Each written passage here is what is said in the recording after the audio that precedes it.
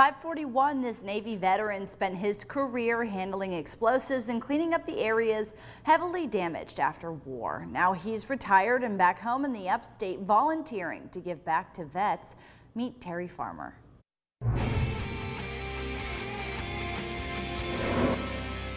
Postcard in the mail, greetings from Uncle Sam. Navy veteran Terry Farmer says he was drafted into the Army during the Vietnam War. He was in college at UNC Asheville at the time, but didn't have high enough grades to avoid the draft. After going through the process at Fort Jackson for getting inducted or whatever, they give you 2 weeks to either join another service or come back for boot camp. So during that 2 weeks, I joined the Navy.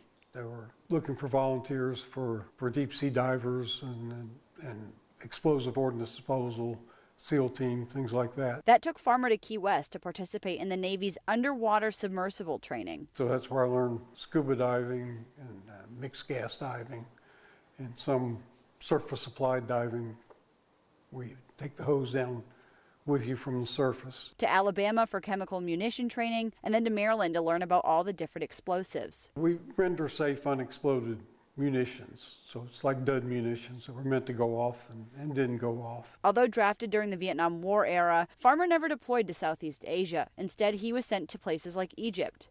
Helped clean up the Suez Canal from unexploded ordnance after the Egyptians and Israelis fought in 1974. And the Mediterranean. For 7 months on USS Seattle, and we were there strictly for explosive safety. And after that, I was stationed in Sigonella, Sicily for 2.5 years, and again providing explosive safety services to the base. After Italy, Farmer went back to Maryland to teach and then deployed to Desert Storm. I was in Kuwait City after we took the city back from the Iraqis, and in the Persian Gulf mainly. There were probably a couple thousand mines that the Iraqis had put in the Persian Gulf. Farmer says his greatest achievement, keeping his men safe as a chief warrant officer. By the time I went to Desert Storm, I was an officer in charge. So being able to take 7 guys into a combat zone and bring them all back was